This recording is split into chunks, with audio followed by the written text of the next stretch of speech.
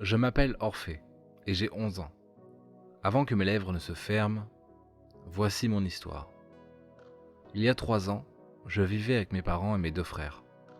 La vie était paisible, même si mes parents n'étaient pas si riches. Nous allions à l'école, mes frères et moi. Et le dimanche, nous le passons en famille après l'église. La vie était vraiment paisible jusque-là.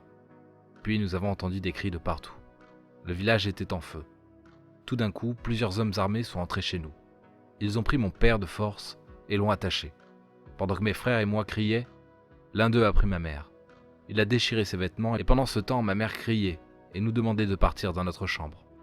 Elle criait tellement de toutes ses forces et mon père regardait juste impuissant car il avait une arme pointée sur son front. Je voulais juste savoir ce qu'il ferait de mes parents, mais j'avais aussi l'obligation de protéger mes frères. Nous sommes partis dans notre chambre et quelques minutes après, il y a eu de la fumée dans toute la maison. Je ne retrouvais ni mes parents, ni mes frères, rien que la fumée et le feu. Je n'arrivais plus à respirer. Je me suis réveillé dans une maison, et il y avait plusieurs enfants. Je dirais une dizaine d'enfants, plus ou moins âgés que moi. La porte de la chambre s'ouvra, et soudain un monsieur est entré en se présentant. « Je m'appelle Monsieur Mathieu. J'ai trouvé chacun de vous après l'incident qui s'est passé au village. Beaucoup d'entre vous ont perdu toute leur famille. Vous avez tout perdu et désormais vous êtes sous ma protection, et ici c'est votre maison et votre famille. » Monsieur Mathieu travaillait dans une carrière de mine. Après quelques semaines, notre nouveau parent nous explique que dorénavant, si nous voulons manger, nous devons travailler avec lui. Nous quittions la maison chaque jour à 4 heures du matin et ne retournions que le soir vers 19 heures. Le trajet qui séparait la maison de la carrière était de 15 km. Je faisais donc chaque jour 30 km à pied pour aller et revenir. Je n'avais droit qu'à un seul repas la nuit. Je travaillais dur, oui très dur parfois sous la pluie, et quand il faisait chaud, la température allait jusqu'à 38 degrés. Le travail consistait à descendre dans la mine, creuser, nettoyer et trouver le minerai qu'il fallait, et la moindre erreur n'était tolérée. Parfois il punissait en battant. Parfois je dormais affamé.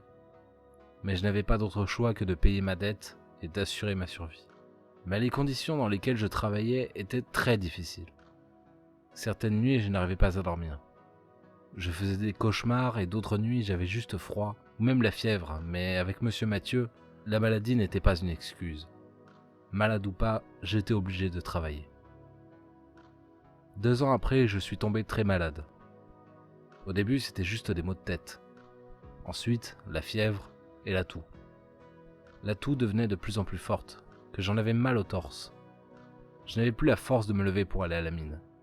Je pouvais quitter mon lit, si je peux appeler ça un lit, mais bon, ça n'a pas d'importance. Puis un jour, le garçon le plus âgé de nous tous est rentré plus tôt. Il ne pouvait rester impuissant face à ma situation. Il a décidé de me conduire dans un centre de santé. Arrivé, personne n'a voulu prendre soin de moi parce que nous n'avions pas d'argent. À notre retour à la maison, Monsieur Mathieu était très furieux et nous a mis dehors tous les deux. C'était la nuit la plus difficile de toute ma vie. Il a plu toute la nuit et je suis resté debout toute la nuit jusqu'au petit matin et je sentais plus mes jambes. Je suis tombé par terre et tout ce que je voulais à ce moment, c'était la mort. J'ai donc commencé à prier en demandant à Dieu ma mort. Soudain, j'ai entendu une voix. « Hé petit, tout va bien ?» J'ai levé mes yeux et c'était une dame qui me tendait la main. La suite, je ne sais pas. Je me suis réveillé 3 mois après dans un lit d'hôpital. Je suis mourant. Malgré les efforts des médecins et même l'aide financière de la dame, rien ne peut me maintenir en vie. Je suis atteint d'une maladie pulmonaire suite aux travaux dans la mine. Ma vie s'arrête donc à 11 ans. Je m'appelle Orphée, je viens d'avoir 11 ans et je suis mourant. Je ne sais combien de temps il me reste, mais ce que je sais, c'est que je ne respire que grâce aux machines. Si mes lèvres se ferment aujourd'hui, je voudrais que tu partages mon histoire et dire au monde que beaucoup d'autres enfants se trouvent dans la même situation que moi et même pire, et qu'avec un seul partage, tu peux sauver une vie. Merci de partager. Orphée.